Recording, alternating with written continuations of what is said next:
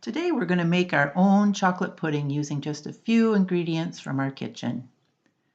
The first thing we're going to do is measure out 2 level tablespoons of cornstarch into a half a cup of milk.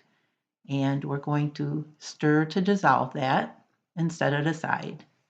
That will help prevent any lumps from forming in our final pudding. Next, we're going to measure out 1 cup of milk into a saucepan. And then to that cup of milk, we'll be adding 2 tablespoons of sugar and 2 tablespoons of cocoa powder. And I like to make those spoonfuls of cocoa powder rather generous to add to the chocolatey flavor. And then we'll stir those ingredients together. You'll find that that cocoa powder wants to float on the top, but that's okay. And then whisk in the cornstarch mixture as well. And then we're going to move over to the stove, and it's time to heat up our pudding mixture. I always do this at a medium heat.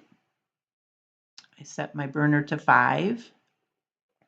And then you're also going to want to stir this mixture continuously. You'll see once again that that cocoa powder wants to float at the top at the beginning of this process, but that's okay. As that mixture heats up, the cocoa powder will eventually all mix in, and your mixture will start taking on a more liquid look. And in fact, it's going to start looking rather like a cup of hot chocolate. And as it heats up, you're going to find that it smells like a wonderful cup of hot cocoa as well. But just keep on stirring. The entire process is going to take about 5 minutes. And throughout that 5 minutes, you do want to keep stirring because milk is one of the ingredients, which can be an ingredient that can burn a little more quickly than others if you don't watch it closely. So just keep stirring, and it won't be long now. When you get to about 4 minutes, you're going to see that that mixture starts to take on more of a glossy look, which means that the cornstarch is starting to do its thickening.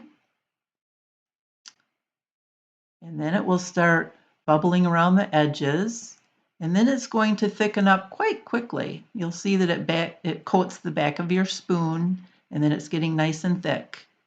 And that's when you'll know the pudding is ready to be taken off the burner and you can remove it from the heat. And now we've got just a couple more flavor add-ins that we'll be putting in our pudding while it's still warm. We're going to add in about a half a tablespoon of butter, which gives it a little extra richness, and just a splash of vanilla. Both of these give it a little boost of flavor, especially because we've only put a couple tablespoons of sugar in our pudding. Then you can transfer it to a bowl or another container, and I always cover it with plastic wrap, and I put it directly onto the surface of the pudding, and that helps to prevent a skin from forming too. And that's it. You made your own pudding. For this complete recipe and more homemade ideas, you can visit my blog at themakeyourownzone.com. Thanks for watching.